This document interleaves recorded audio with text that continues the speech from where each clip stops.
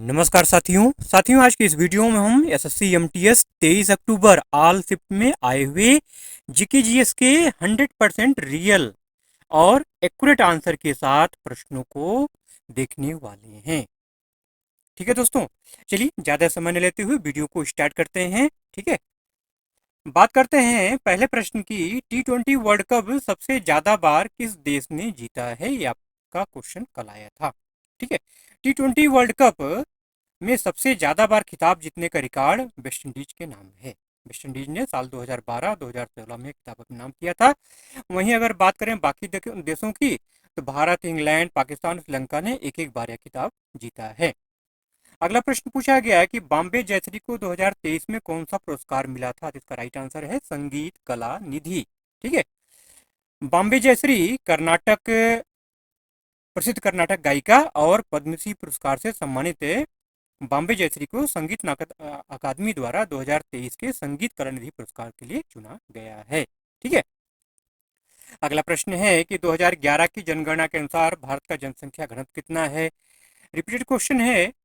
साल 2011 की जनगणना के अनुसार भारत का जनसंख्या घनत्व 382 व्यक्ति प्रति वर्ग किलोमीटर था। बिहार में सबसे ज्यादा जनसंख्या घनत्व था 1106। ठीक है, कुछ राज्यों की अगर हम बात करें, बिहार की अगर बात करें सबसे ज्यादा 1106 व्यक्ति प्रति वर्ग किलोमीटर है। पश्चिम बंगाल की अगर बात करें तो 1028 प्रति वर्ग किलोमीटर है, दूसरे नंबर पे आता है। केरल की अगर बात करें तो 860 व्यक्ति प्रति वर्ग किलोमीटर आता है। उत्तर प्रदेश 829 व्यक्ति प्रति वर्ग किलोमीटर पे आता है। तमिलनाडु 555 व्यक्ति प्रति वर्ग किलोमीटर आता है। ठीक है, तो ये कुछ राज्यों का जनसंख्या घनत्व था जो कि पूछा जाता है, आपको ध्यान में रखना है। अगला प्रश्न है कि विशाखापत्तनम की अराकू घाटी की जनता कौन सा नृत्य करती है। जिसका राइट आंसर है वो है धीमसा। ठीक है, विशाखापत्तनम की अराकू घाटी की जनजाति कौन सा नृत्य करती है, तो धीमसा नृत्य करती है। अगला प्रश्न है कि मध्यकालीन युग में किसने रजिया सुल्तान को सर्वश्रेष्ठ बताया था। इसका जो राइट आंसर है वो है मिनहाज ए सिराज। ठीक है, मिनहाज ए सिराज अपनी पुस्तक तबकात ए नासरी में लिखते हैं कि राजा पूरी तरह से अपव्यय और दुर्बलता से गुलाम था, जबकि रजिया अपने भाइयों की तुलना में अधिक सक्षम और योग्य थी। ठीक है, अगला प्रश्न है कि सिकंदर ने पंजाब पर कब आक्रमण किया था। तो 326 ईसा पूर्व। 326 ईसा पूर्व में सिकंदर ने भारत पर आक्रमण किया और सिंधु नदी को पार करने के बाद वह तक्षशिला की ओर बढ़ा। हाइड स्पेस की लड़ाई 326 ईसा पूर्व में सिकंदर महान और पौरव साम्राज्य के राजा पोरस के बीच पंजाब क्षेत्र में झेलम नदी, जिसको कि यूनानियों के लिए हाइड स्पेस के नाम से जाना जाता है, कि तट पर लड़ी गई थी। ठीक है, हाइड स्पेस जो वर्ड है ना, हाइड स्पेस, ये यूनानियों के लिए है। ठीक है, अगला प्रश्न है कि आई गॉट कर्मयोगी पोर्टल किसके लिए लॉन्च किया गया है। तो ये सिविल अधिकारियों के लिए लॉन्च किया गया है। आई गॉट कर्मयोगी एक ऑनलाइन शिक्षण मंच है जिसे कुशल सिविक सेवकों को विकसित करने के लिए डिजाइन किया गया है। अगले प्रश्न की अगर बात की जाए तो 2024 में उत्तराखंड हाईकोर्ट की पहली महिला जज कौन बनी। तो ऋतु बाहरी इसका राइट आंसर है। ठीक है, न्यायमूर्ति ऋतु बाहरी उत्तराखंड हाईकोर्ट की पहली महिला मुख्य न्यायाधीश हैं। 4 फरवरी 2024 को उन्होंने उत्तराखंड हाईकोर्ट की मुख्य न्यायाधीश के तौर पर शपथ ली। वहीं अगले प्रश्न की अगर बात की जाए तो तिहार और दसाइन किस पड़ोसी देश का त्यौहार है। ठीक है, देखिए तिहार और दसाइन दोनों अलग अलग त्यौहार हैं। ठीक है, लेकिन चूंकि जैसे हमारे यहाँ दीपावली और दशहरा मनाया जाता है, दशहरा हम लोग मना लिए। ठीक है, हाँ, दशहरे का मेला जगह जगह अब लग रहा है। अब इसके बाद दीपावली का त्यौहार आएगा। ठीक है, तो ऐसे ही नेपाल में होता है। नेपाल में जो दीपावली का त्यौहार होता है उसको तिहार कहा जाता है। भारत का पड़ोसी देश नेपाल में दिवाली को तिहार के रूप में मनाया जाता है। ठीक है, इसको नेपाल में स्वांति भी कहा जाता है। वहीं अगर दसाइन या दसई की अगर बात करें तो इसे विजयादशमी के रूप में के नाम से जाना जाता है। ये नेपाल में सबसे बड़ा और सबसे व्यापक रूप से मनाया जाने वाला हिंदू त्यौहार है। अगला प्रश्न है, ठीक है, बस नाम अलग अलग हैं। ठीक है, चीजें वही हैं जो हिंदुस्तान में हो रहा है, नेपाल में भी हो रहा है। ठीक है, अगला क्वेश्चन है कि वंस अ डांसर किसकी आत्मकथा है। तो केंट एलेग्रा इसका राइट आंसर है। अगला प्रश्न साइंस से है कि जे थॉमसन मॉडल किस पर आधारित था। तो जे थॉमसन मॉडल जो है ये परमाणु मॉडल को प्लम पुडिंग मॉडल के नाम से भी जाना जाता है। ठीक है, यह मॉडल परमाणु की आंतरिक संरचना का सबसे पहला सैद्धांतिक विवरण था। ठीक है, जे थॉमसन ने बताया क्या, बताया कि परमाणु एक धनात्मक आवेशित गोला होता है। इस गोले में इलेक्ट्रॉन होते हैं। इलेक्ट्रॉन पर धनात्मक आवेश बराबर होते हैं। ठीक है, इसलिए यह परमाणु विद्युत रूप से उदासीन होता है। ठीक है, थॉमसन ने 1897 में इलेक्ट्रॉन की खोज की थी। थॉमसन के मॉडल को तरबूज मॉडल, बेर हलवा मॉडल या किशमिश हलवा मॉडल भी कहा जाता है। ये सब नाम भी आपको ध्यान में रखना है, घुमा फिरा के पूछा जा सकता है। ठीक है, लोसांग त्योहार कहाँ मनाया जाता है? ठीक है, रिपीटेड क्वेश्चन है। तो इसका जो राइट आंसर है वो है सिक्किम। वैसे सिक्किम के अलावा दार्जिलिंग, नेपाल, तिब्बत, भूटान, यहाँ भी लोसांग त्योहार मनाया जाता है, लेकिन मुख्यतः सिक्किम में मनाया जाता है। सिक्किम में लोसांग त्योहार जो भूटिया जनजाति है उनका ये नववर्ष है। यह त्योहार दिसंबर के महीने मनाया जाता है। यह त्योहार सिक्किम के फोडोंग और रूमटेक मठों में आयोजित किया जाता है। इस त्योहार में बौद्ध भिक्षुओं द्वारा किए जाने वाला छम नृत्य मुख्य आकर्षण है। ये भी ध्यान रखना है आपको कि इस त्योहार में मतलब जो लोसांग त्योहार है, लोसांग त्योहार के दौरान बौद्ध भिक्षु कौन सा नृत्य करते हैं? तो छम नृत्य, ये आपको ध्यान में रखना है। अगला प्रश्न है कि द्रविड़ शैली कहाँ से संबंधित है? द्रविड़ शैली दक्षिण भारत से संबंधित है। ठीक है, अभी पिछले दिनों नागर शैली के बारे में क्वेश्चन आया था। नागर शैली जो कि उत्तर भारत से संबंधित है। अब क्वेश्चन पूछ लिया दक्षिण द्रविड़ शैली कहाँ संबंधित है? द्रविड़ शैली जो है ये दक्षिण भारत में जो हिंदू मंदिर है उनकी वास्तुकला की शैली है। ठीक है, क्योंकि इसका विकास दक्षिण भारत में हुआ इसलिए द्रविड़ शैली इसको कहा जाता है। अगला प्रश्न है कि किस बीमारी के लिए बिडाल टेस्ट किया जाता है? जिसका राइट आंसर है टाइफाइड। टाइफाइड बुखार के लिए बिडाल टेस्ट किया जाता है। क्या है बिडाल टेस्ट? यह एक रक्त परीक्षण है जिसके जरिए साल्मोनेला बैक्टीरिया के कारण होने वाला टाइफाइड बुखार की जांच की जाती है। टाइफाइड बुखार किसकी वजह से होता है? Salmonella bacteria. अगला प्रश्न है कि बंगाल विभाजन किस वर्ष हुआ था? ये भी रिपीटेड क्वेश्चन है। बंगाल विभाजन 20 जुलाई 1905 को हुआ था। तत्कालीन जो वायसराय थे लॉर्ड कर्जन उनके द्वारा किया गया था। क्यों किया गया था?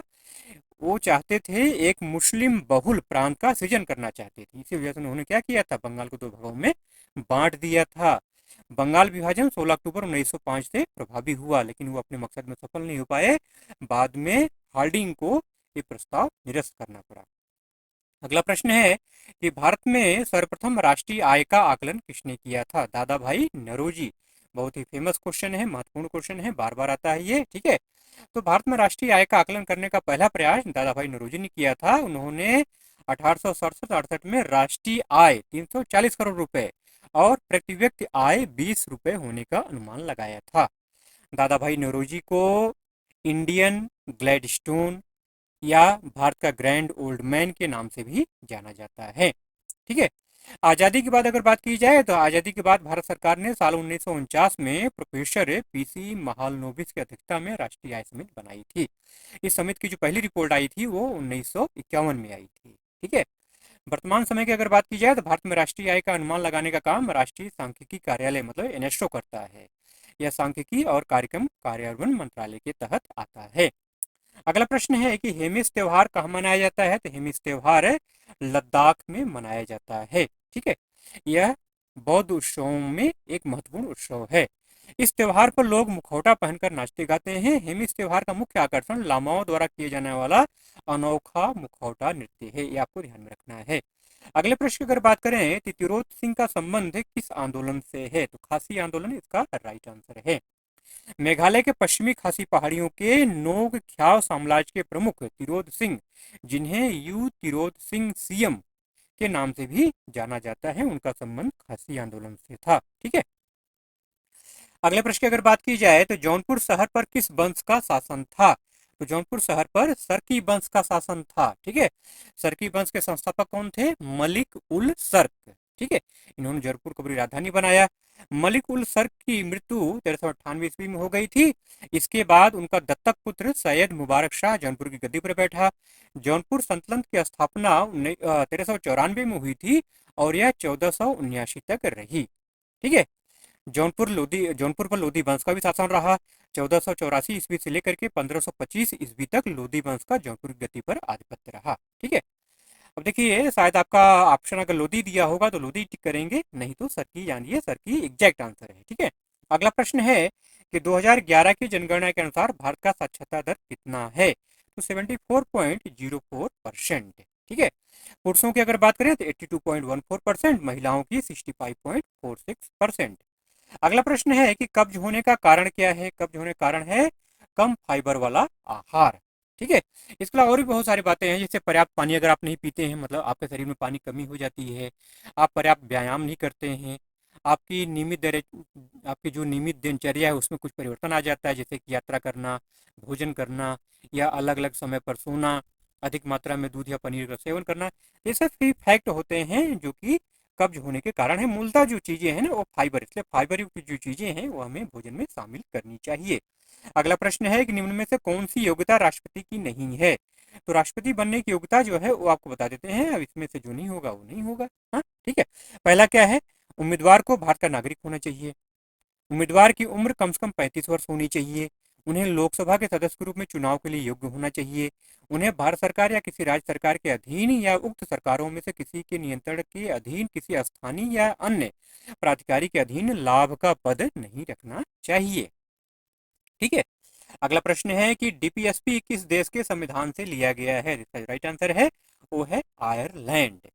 भारतीय संविधान के भाग 4 में अनुच्छेद 36 से 51 तक डीपीएसपी शामिल किया गया है, जो कि आयरलैंड के संविधान से लिया गया है। अगला प्रश्न है कि भीम यूपीआई में यम का मतलब क्या है। यम का मतलब मनी है। अगला प्रश्न है कांगड़ा शैली का संबंध कहाँ से है। कांगड़ा शैली का संबंध हिमाचल प्रदेश से है। ठीक है। कांगड़ा शैली क्या है, ये एक पहाड़ी चित्रकला शैली है। इस शैली का विकास 17वीं और 19वीं शताब्दी के बीच राजपूत शासकों के संरक्षण में विकसित हुई। कांगड़ा शैली में आपके राधा कृष्ण हैं, शिव पार्वती हैं, रागमाला है, नायक नायिका हैं, गीत गोविंद है, भागवत पुराण है, बिहारी लाल की सतसई है, नल दमयंती है, इस प्रकार के ये सारे विषय इसमें दिखाए जाते हैं। ठीक है। अगला प्रश्न है कि टेनिस खिलाड़ी सुमित नंगल का संबंध किस राज्य से है। जिसका राइट आंसर है वो है हरियाणा। ठीक है, हरियाणा के झज्जर जिले से इनका संबंध है। अगला प्रश्न है कि 2023 में गोवर्धन योजना के तहत कितने प्लांट लगाए गए। 500 इसका राइट आंसर है। ठीक है। इस योजना के तहत 500 नए वेस्ट टू वेल्थ प्लांट लगाने की घोषणा की गई, जिसमें से 200 संपीड़ित बायोगैस मतलब सीबीजी प्लांट थे। ठीक है। अगला प्रश्न है कि कैचर इन द रे किसकी रचना है। द कैचर इन द राई उपन्यास के लेखक जेडी सालिंगर है। ये 1951 में प्रकाशित हुआ था। अगला प्रश्न है कि पी मनी अय्यर का संबंध किस वाद्य यंत्र से है। इसका राइट आंसर है मृदंगम। ठीक है। आप जो है कर्नाटक संगीत के क्षेत्र में अग्रणी मृदंग वादियों में से एक थे। ठीक है। मणि अय्यर को मद्रास की संगीत अकादमी से संगीत कला निधि और भारत सरकार से पद्म भूषण पुरस्कार से सम्मानित किया गया था। महत्वपूर्ण बात आपको ये जानना है कि इनके समकालीन पलानी सुब्रमण्यम पिल्लई और रामनाथपुरम सीएस मुरुगु भूमैथी के साथ इनको कहा जाता है मृदंग की पवित्र त्रिमूर्ति। अगर आपसे कभी पूछ लिया जाए कि मृदंग की पवित्र त्रिमूर्ति किसे कहते हैं, तो नाम ध्यान रखिएगा सुब्रमण्यम पिल्लई, रामनाथपुरम, सीएस मुरुगमुर्ति। ठीक है। तो इन तीनों नामों को मिलाकर के जो क्या कहते हैं, मृदंग की पवित्र त्रिमूर्ति। अगला प्रश्न है कि अनुच्छेद 76 का संबंध किससे है। तो महान्यायवादी इसका राइट आंसर है। महान्यायवादी क्या होता है। ठीक है। राष्ट्रपति किसी ऐसे व्यक्ति को भारत का महान्यायवादी नियुक्त करता है जो सर्वोच्च न्यायालय का न्यायाधीश बनने के योग्य हो। महान्यायवादी भारत सरकार का मुख्य कानूनी सलाहकार होता है। वह भारत सरकार को कानूनी मामलों पर सलाह देता है। अगला प्रश्न है कि राज्यपाल को शपथ कौन दिलाता है। तो भारतीय संविधान का अनुच्छेद 159 के मुताबिक राज्यपाल को शपथ राज्य के उच्च न्यायालय के मुख्य न्यायाधीश दिलाते हैं। अगर मान लीजिए मुख्य न्यायाधीश अनुपस्थित हो तो राज्य के उच्च न्यायालय का सबसे जो वरिष्ठ न्यायाधीश होगा वो शपथ दिलाएगा। ठीक है। अगला प्रश्न है कि the house of blue mangoes किसकी रचना है। डेविड डेविडर डेविड डेविडर की रचना है the house of blue mangoes. ठीक है। अगला प्रश्न है कि भारत गणराज्य कब बना। 1950 में। 26 जनवरी 1950 को भारत एक गणराज्य बना। ठीक है। इस दिन देश के पहले राष्ट्रपति डॉक्टर राजेंद्र प्रसाद ने 21 तोपों की सलामी के साथ ध्वजारोहण किया था। भारत 15 अगस्त 1947 को आजाद हुआ था।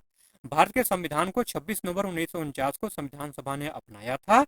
भारत सरकार अधिनियम 1935 भारत के संविधान का मुख्य स्रोत है। पूछा जाता है अक्सर आपसे कि भारत के संविधान का मुख्य स्रोत क्या है। भारत सरकार अधिनियम 1935। भारत एक संसदीय प्रणाली की सरकार वाला देश है। भारत के संविधान में सरकार के संसदीय स्वरूप की व्यवस्था की गई है। भारत के संविधान में राष्ट्रपति को केंद्र कार्यपालिका का संवैधानिक प्रमुख घोषित किया गया है और प्रधानमंत्री जो है राष्ट्रपति को सहायता करने और सलाह देने का काम सौंपा गया है। ठीक है। भारत के गणतंत्र दिवस के समारोह का आयोजन नई दिल्ली के कर्तव्य पथ पर किया जाता है। कभी अगर आपसे पूछ लिया जाए कि भारत के गणतंत्र दिवस समारोह का आयोजन कहाँ किया जाता है, नई दिल्ली के कर्तव्य पथ पर किया जाता है। अगला प्रश्न है कि धर्मनिरपेक्ष शब्द किस संशोधन के द्वारा संविधान में जोड़ा गया? तो 42वां जो संविधान संशोधन हुआ था 1976 में, उसके द्वारा इसको जोड़ा गया।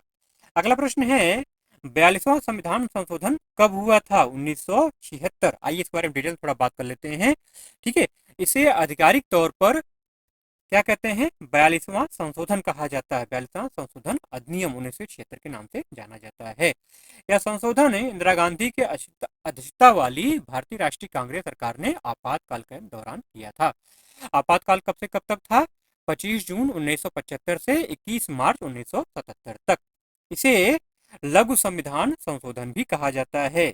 ठीक है। इस संशोधन के जरिए संविधान में बहुत सारे बदलाव किए गए, जैसे कि प्रस्तावना में समाजवादी, धर्मनिरपेक्ष और अखंडता शब्द जोड़ा गया। अनुच्छेद 51 के तहत 10 मौलिक कर्तव्य जोड़े गए। अनुच्छेद 48 में पर्यावरण संरक्षण और सुधार के सिद्धांत की घोषणा की गई। अनुच्छेद 43 में कंपनी के प्रबंधन में भाग लेने के लिए कर्मचारियों के अधिकार को बताया गया। अगला प्रश्न है कि समानता का अधिकार किस अनुच्छेद में है? तो अनुच्छेद 14 से 18। अगर अनुच्छेद 14 की अगर बात करें तो अनुच्छेद 14 के मुताबिक भारत के किसी भी राज्य में किसी व्यक्ति को कानून के समक्ष समानता या कानूनों के समान संरक्षण से वंचित नहीं किया जाता। वहीं अनुच्छेद 15 की अगर बात करें तो सरकार समान अधिकारों की गारंटी देती है और किसी भी व्यक्ति के साथ धार्मिक प्रथा, वर्ग, लिंग, जन्मस्थान या इनमें से किसी भी कार्य के आधार पर पक्षपात नहीं किया जा सकता। अनुच्छेद 16 की अगर बात करें तो इसके मुताबिक देश के सभी नागरिकों को शासकीय सेवाओं में समान अवसर मिलते हैं। 17 की अगर बात करें तो अस्पृश्यता का अंत किया गया। अनुच्छेद 18 की अगर बात की जाए तो शिक्षा और सैनिक क्षेत्र को छोड़कर के राज्य द्वारा सभी उपाधियों का अंत कर दिया गया। ठीक। तो 14 से 18 ये क्या है? समता का अधिकार। अगला प्रश्न है कि के कल्याण सुंदर पिल्लई का संबंध किस शास्त्रीय नृत्य से है? जिसका राइट आंसर है भरतनाट्यम। 74वां गणतंत्र दिवस के अवसर जो हुआ था, 74वें गणतंत्र दिवस के अवसर पर नाट्य आचार्य गुरु के कल्याण सुंदरम पिल्लई को कला के क्षेत्र में उनके योगदान के लिए भारत सरकार ने पद्मश्री से सम्मानित किया था। ठीक है। तो भरतनाट्यम इसका राइट आंसर था। अगले प्रश्न की अगर बात की जाए तो 2011 की जनगणना भारत की कौन सी जनगणना थी? ये 15वीं जनगणना थी। ठीक है। 2 चरणों में इसको आयोजित किया गया था। पहले चरण में मकान सूचीकरण, दूसरे चरण में जनसंख्या की गणना की गई थी। ठीक है। कभी कभी पूछा जाता है कि 15वीं जनगणना कितने चरणों में आयोजित की गई थी? तो 2 चरणों में, ध्यान रखना है आपको। ठीक है। अगला प्रश्न पूछा गया कि हरिहरन का संबंध किससे है? हरिहरन जो है भारतीय पार्श्व गायक और गजल गायक हैं। ठीक है। इन्होंने हिंदू फिल्मों के लिए कई मशहूर गीत गाए। 2004 में इन्हें पद्मश्री से सम्मानित किया गया था। अगला प्रश्न है कि 2023 में जर्मनी का कौन सा राजदूत भारत आया था? इसका राइट आंसर है doctor Philip Ackermann. Doctor Philip Ackermann. अगला प्रश्न है कि अखिल भारतीय किसान सभा की स्थापना कब हुई थी? इसकी स्थापना हुई थी 11 अप्रैल 1936 में। किसके द्वारा? स्वामी सहजानंद सरस्वती के द्वारा। अगला प्रश्न है कि निष्ठा का फुल फॉर्म क्या है? NISHTA, निष्ठा। NISHTHA, निष्ठा। ठीक है। निष्ठा का फुल फॉर्म है national initiative for school heads and teacher holistic advancement. मतलब स्कूल हेड और टीचर के समग्र विकास के लिए राष्ट्रीय पहल। क्या है ये? यह एक शिक्षक प्रशिक्षण कार्यक्रम है। इसकी शुरुआत वर्ष 2019-20 में शिक्षा मंत्रालय की स्कूल शिक्षा और साक्षरता विभाग ने की थी। अगला प्रश्न है कि कौन सा विदेशी यात्री राजा कृष्णदेव राय के समय आया था? तो 3 लोग आए थे। ठीक है। डोमिंगो पेस शायद आपके ऑप्शन में था, तो इसको आप टिक करेंगे। डोमिंगो पेस, हम तीनों बता देते हैं आपको। देखिए डोमिंगो पेस की अगर बात करें तो पुर्तगाली यात्री था डोमिंगो पेस। ये 1520 से 1522 ईस्वी के दौरान विजयनगर साम्राज्य आया था। उन्होंने विजयनगर राज्य पर अपने विचारों को विजयनगर राजाओं के क्रॉनिकल में लिखा था। दूसरा जो यात्री था वो था फरनाओ नूनीज। ये भी पुर्तगाल से आया था। फरनाओ नूनीज 1535 से 1537 ईस्वी के दौरान विजयनगर साम्राज्य आया था। एक इतिहासकार और घोड़ों का व्यापारी था। तीसरा जो आया था वो था दुआर्ड बारबोसा। ये भी पुर्तगाली यात्री था। ठीक है, डुआर्ड बारबोसा क्रिस्टोफर राय के समय में विजयनगर आया था। ये पुर्तगाली गवर्नर अल्बुकर्क का दुभाषिया था। ठीक है, अगला प्रश्न है, प्रार्थना समाज से संबंधित था। देखिए, प्रार्थना समाज एक हिंदू सुधार समाज आंदोलन था। इसकी स्थापना 1867 में बॉम्बे में डॉक्टर आत्माराम पांडुरंग ने की थी। अगला प्रश्न है कि 2023 में केंद्रीय जल शक्ति मंत्री कौन था? तो गजेंद्र सिंह शेखावत। 2019 में जब लोकसभा चुनाव हुआ है ना, तो उसके बाद जल शक्ति मंत्रालय बना था और गजेंद्र सिंह शेखावत को इस मंत्रालय का पहला मंत्री बनाया गया था। अगला प्रश्न है कि साइमन कमीशन के विरोध में किस नेता की मृत्यु हुई थी? तो डॉक्टर लाला लाजपत राय। ठीक है, साइमन कमीशन के विरोध के दौरान पुलिस ने लाठीचार्ज किया था, जिससे उनके सर पे चोट लगी थी और बाद में उसी वजह से उनकी मृत्यु हो गई। साइमन कमीशन का जो गठन है वो 8 नवंबर 1927 को, ठीक है, भारत में संविधान सुधारों के अध्ययन के लिए किया गया था। इस कमीशन में 7 ब्रिटिश सांसद थे और इसमें से कोई भारतीय सदस्य नहीं था। इसी वजह से भारतीय इसका विरोध कर रहे थे। साइमन कमीशन का मकसद है मॉन्टेग्यू चेम्सफोर्ड सुधारों की जांच करना था। 3 फरवरी 1928 को साइमन कमीशन भारत आया था। ठीक है, अगला प्रश्न है कि बैडमिंटन में नेट की ऊंचाई कितनी होती है? देखिए, किनारों पर 1.55 मीटर मतलब 5 फुट 1 इंच होती है और बीच में 1.524 मीटर मतलब 5 फुट होती है। वहीं अगर नेट की अगर बात करें तो नेट जो है 760 मिलीमीटर गहरा होता है। अगला प्रश्न पूछा गया कि वैश्विक खुशहाली सूचकांक 2023 में भारत का कौन सा स्थान था? तो 126 इसका राइट आंसर है। अभी ग्लोबल हर हंगर इंडेक्स के बारे में पिछले दिनों क्वेश्चन आया था, अब पूछ लिया है खुशहाली सूचकांक के बारे में, मतलब हैप्पीनेस इंडेक्स के बारे में। ठीक है, ठीक, 2022 में भारत का स्थान 136वां था। अगर 2023 में पाकिस्तान की बात करें तो 108 स्थान पे था, श्रीलंका 112वें स्थान पे था और नेपाल 78वें स्थान पर था। इस सूचकांक में फिनलैंड लगातार छठे साल पहले स्थान पर रहा है। ठीक है, अगला प्रश्न है, तुंगभद्रा नदी किसकी सहायक नदी है? तुंगभद्रा जो है ये कृष्णा नदी की सहायक नदी है। अगला प्रश्न है कि महिला T20 विश्व कप पहली बार कब आयोजित किया गया था? इसका राइट आंसर है तो 2009। ठीक है, कहाँ किया गया था? इंग्लैंड में किया गया था। इस टूर्नामेंट का आयोजन है आईसीसी करती है। आईसीसी मतलब अंतर्राष्ट्रीय क्रिकेट परिषद। अब तक इस क्रिकेट टूर्नामेंट के 9 संस्करण आयोजित हो चुके हैं। अकबर के नवरत्नों से संबंधित क्वेश्चन आया था। ठीक है, देखिए, मुगल बादशाह अकबर के दौरान में 9 बुद्धिजीवियों को अकबर का नवरत्न या, ठीक है, नवरत्न कहा जाता है। ये नवरत्न कौन कौन से थे?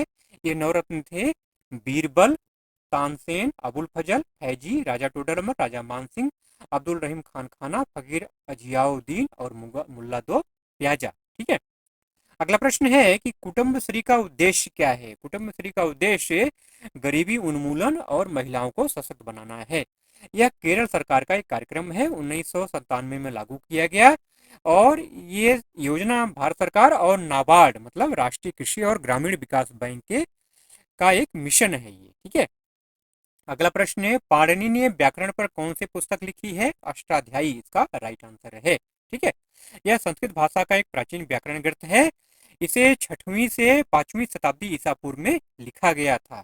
इसमें 8 अध्याय हैं, हर अध्याय में 4 पद हैं। ध्यान रखिएगा, इसमें 8 अध्याय हैं, हर अध्याय में 4 पद हैं, हर पद में 38 से 220 सूत्र हैं। इस तरह से पूरे अष्टाध्यायी में 4000 सूत्र हैं।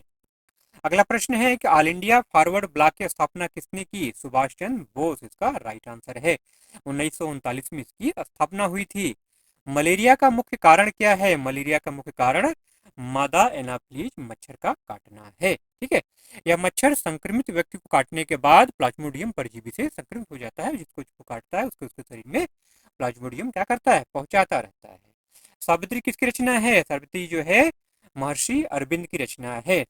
सावित्री अ लीजेंड एंड अ सिंबल अंग्रेजी में लिखा गया एक महाकाव्य है जो कि महाभारत की कथा पर आधारित है।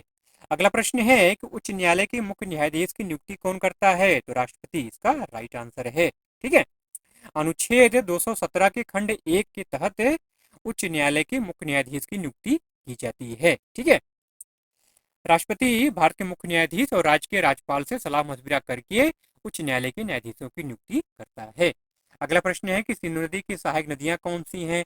सिंधु नदी की प्रमुख सहायक नदियां हैं झेलम, चिनाब, रावी, ब्यास, सतलुज। ठीक है, अगला प्रश्न है कि आवलंग महो किस राज्य का त्योहार है। ठीक है, आवलंग महो जो है ये नागालैंड राज्य का त्योहार है। यहाँ पे जो कोनांक नागा जनजाति है, कोनांक नागा जनजाति का आवलंग एक प्रमुख त्योहार है। ध्यान रखना है, कोनांग नागा जनजाति।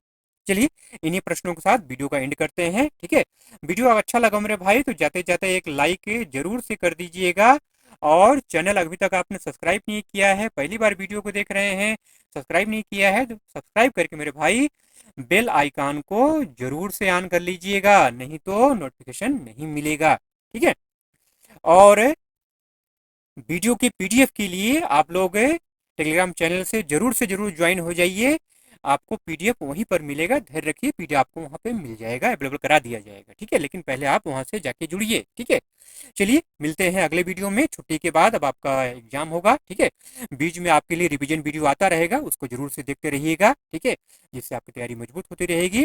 ठीक है, चलिए मिलते हैं अगले वीडियो में ऐसे ही कंटेंट के साथ। तब तक के लिए जय हिंद।